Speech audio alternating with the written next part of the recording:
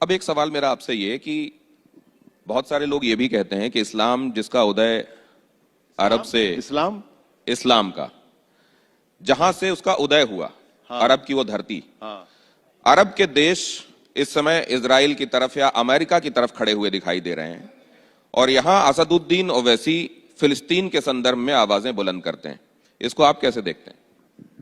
देखिए, इस्लाम किसी की जागीर नहीं है। इस्लाम किसी अरब ममालिक की जागीर नहीं है। इस्लाम एक दीन है, वे ऑफ लाइफ है, फितरत है, दीन फितरत है।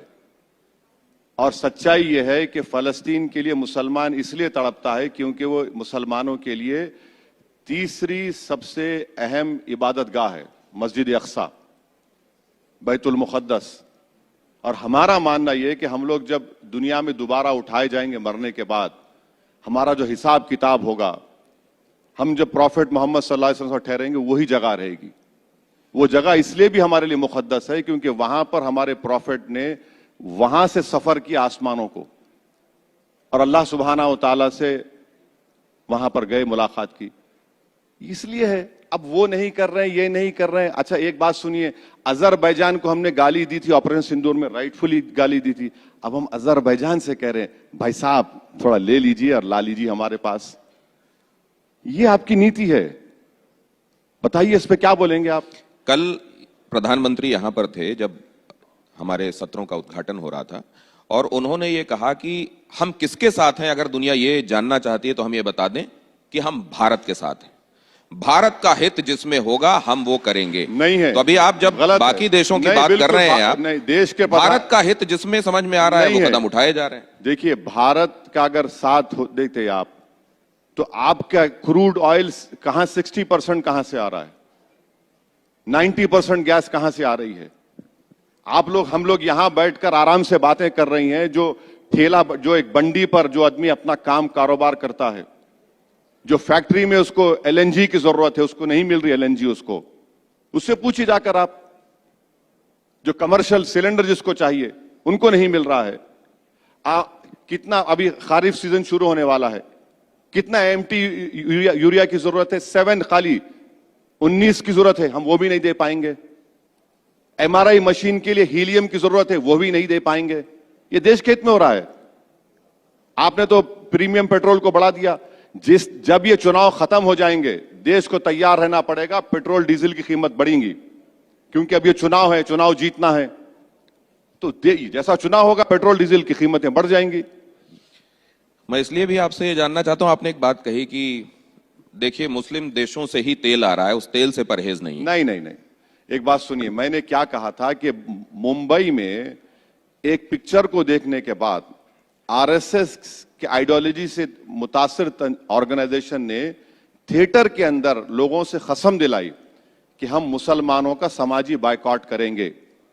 सबसे पहली बात तो यह कि संविधान के खिलाफ है किसी का सोशल बायकॉट, यह क्राइम है। और दूसरी बात मैंने कही थी कि मुसलमानों का बायकॉट आप करेंगे तो फिर तेल कहां से ले रहे हैं? क्या सऊदी अरब ने, कुवैत ने, यूएई ने, इन तमाम अरब ममालिक ने प्रधानमंत्री को बड़े से बड़ा अपना अवार्ड से नहीं नवाजा?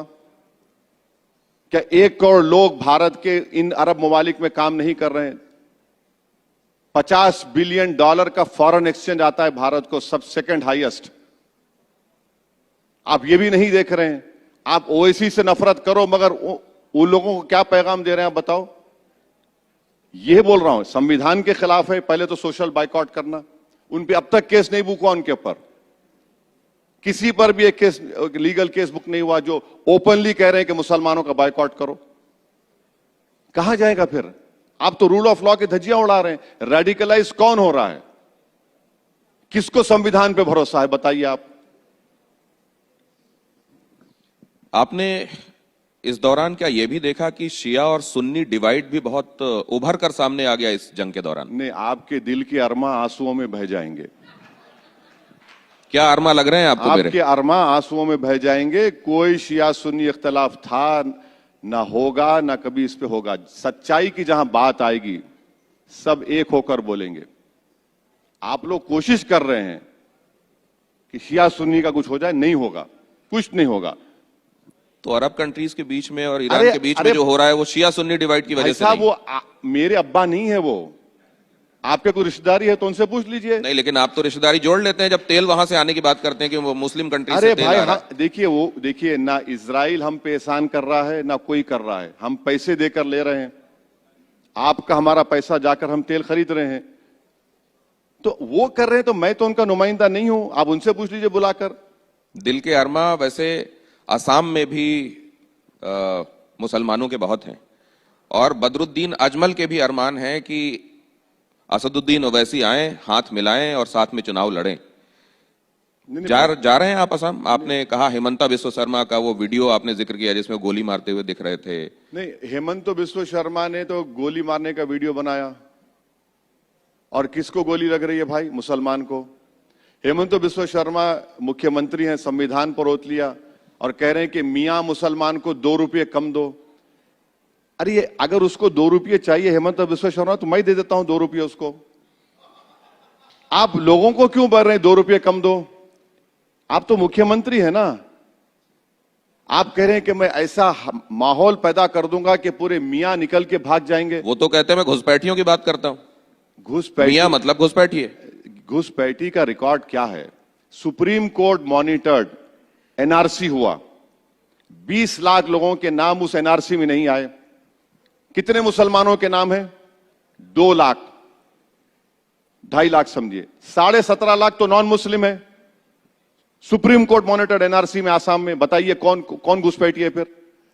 उन नॉन मुस्लिम्स को आप कह रहे हैं कि हम आपको सिटीजनशिप दे देंगे CAA में, और जो मुसलमान है उनसे कह रहे हैं कि नहीं, तुमको डॉक्यूमेंट लाके दिखाना पड़ेगा।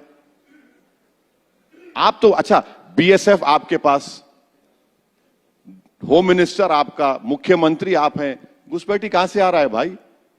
उड़ के आ रहा है क्या? अब घुसपैठी की आप बात कर रहे हैं। मिजोरम का CM कहता है असेंबली में खड़े होकर कि 2000 फॉरेनर्स मिजोरम आकर म्यांमार में चले गए। ये वैन डाइक किसकी औलाद है? अमेरिका का एजेंट है, ड्रोन ला रहा है भारत में, ड्रोन से हमला करने ट्रेनिंग दी जा रही है। असद भाई, बहुत सारी